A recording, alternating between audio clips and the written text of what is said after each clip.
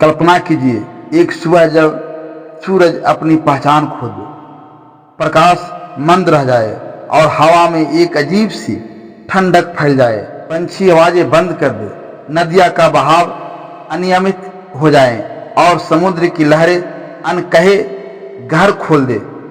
यह कोई कल्पना मात्र नहीं, शास्त्रों की एक चेतावनी है कि कलयुग कभी शांत भाव से समाप्त नहीं होगा।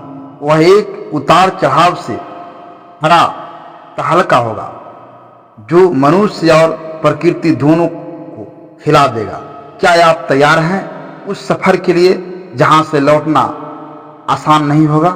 नमस्कार दोस्तों, फिर से एक बार स्वागत है एसवी हिंदी कहानी चैनल में। आज हम सुनाने जा रहे हैं कलयुग का कैसे होगा अंत, एक ऐसी कथा जो शास्त्र, चेतना और चेतावनी का मिश्रण है।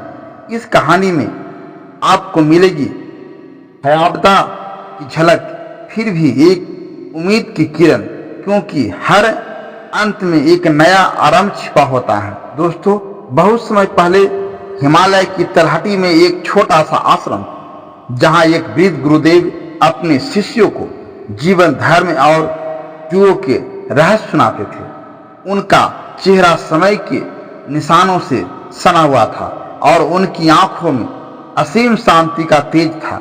शिष्य अर्जुन, जो हमेशा बड़े प्रश्न करता, एक दिन गुरुदेव के पास आया और बोला, गुरुदेव, आपने सत्य है त्रेता द्वापर के युगों की बातें सुनाई, पर कलयुग का अंत कैसे होगा?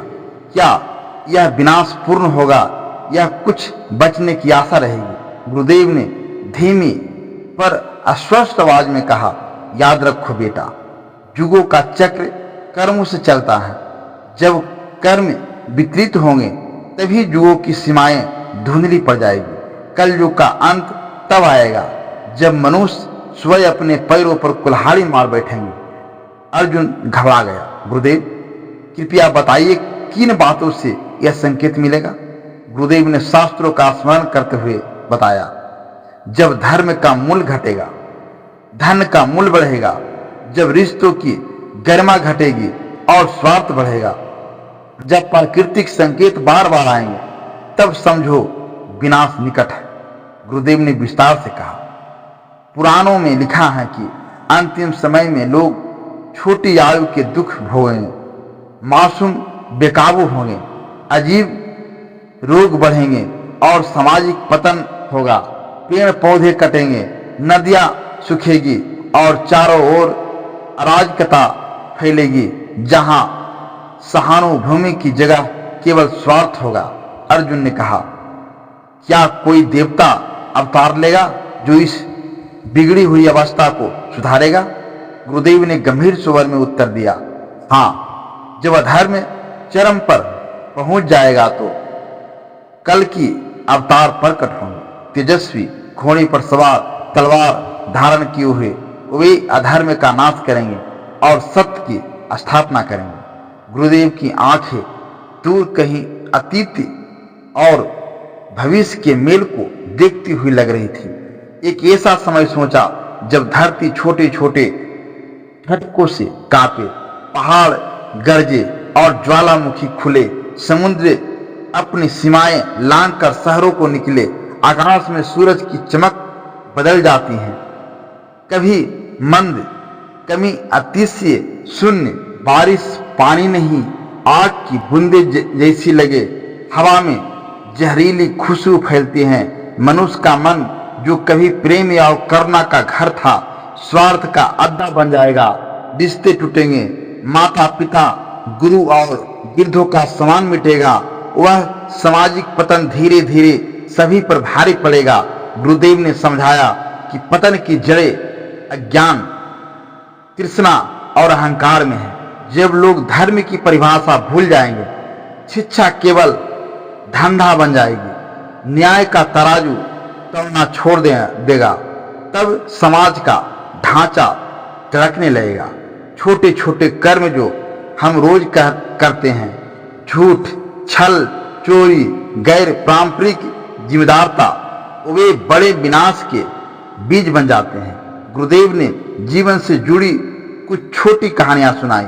एक किसान जिसकी जीवन खत्म हो गई और वह शहर की चमक में खो गया। एक माँ जिसने अपने बच्चे के लिए आस्था का त्याग कर दिया, एक युवक जिसने शिक्षा के नाम पर धर्म का व्यापार कर लिया। ये छोटी छोटी गलतियां मिलकर समाज में विष फैलाती हैं, और जब विष फैलता है तो प्रकृति भी इसका उत्तर देती है।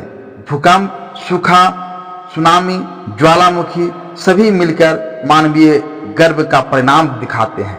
जैसे जैसे दिन बदले, दुनिया में छोटे छोटे संकेत बड़े होते गए।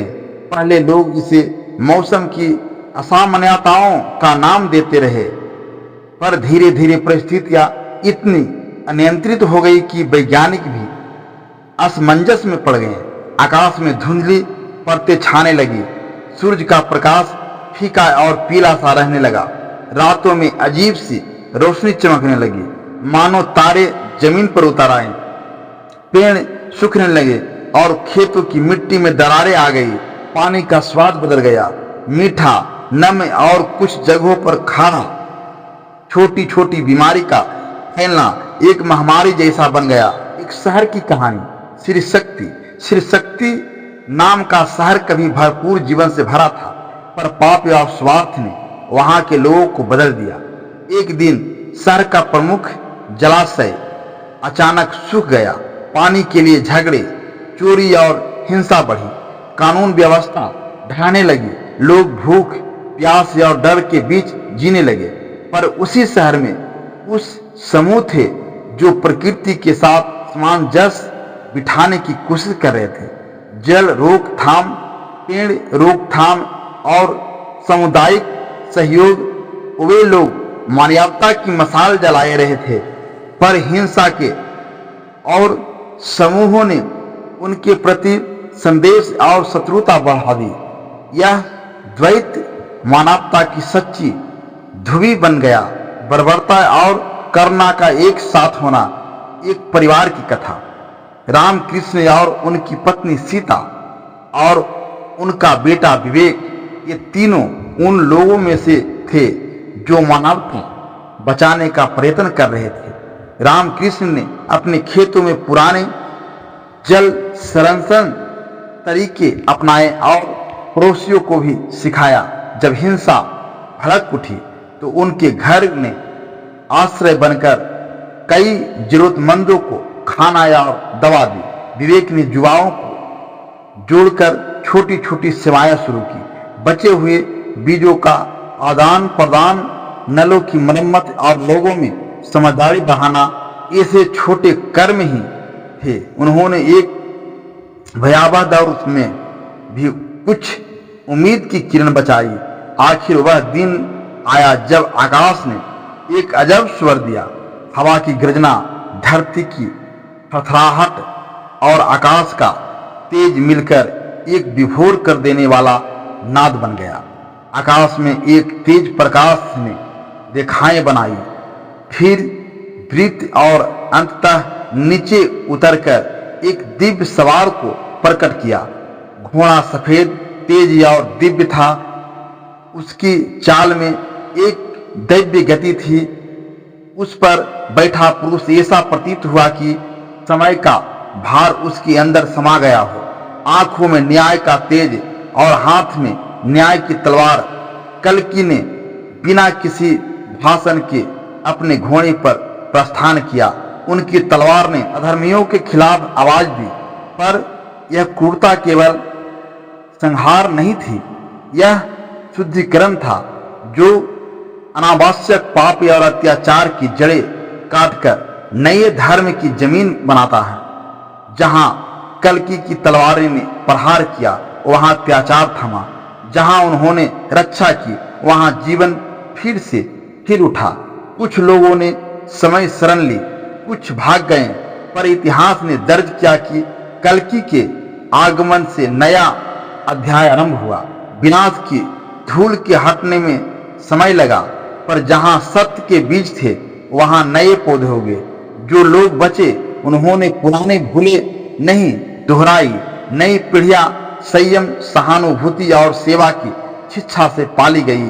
किसान पानी प्रबंधक सीखने लगे, नगरों में स्थानीयता और साझा संसाधनों का महत्व बढ़ा, और सबसे बड़ी बात, हर व्यक्ति में इंसानियत की वापसी हुई। यह सतयुग के छोटे छोटे संकेत थे, दूर की झलक पर अस्थाई। याद रखिए, यह कथा केवल विनाश की नहीं, यह एक चेतावनी और मार्ग शिक्षा है। छोटे छोटे कर्म जैसे पानी बचाना, परोपकार, सत्य बोलना और न्याय का समर्थन, ये वही बीज हैं जो बड़े बदलाव लाते हैं। जहां भी कुछ नायकों ने सेवा की, वहां जीवन की लहर लौट आई। दोस्तों, यदि यह कहानी आपके दिल को छू गई है तो कृपया इसे लाइक करें, शेयर करें और अपने विचार कमेंट में लिखिए। हमारे चैनल एसपी हिंदी कहानी को सब्सक्राइब करना न भूलें। आपका एक छोटा सा क्लिक किसी के जीवन में बड़ा परिवर्तन ला सकता है। धन्यवाद।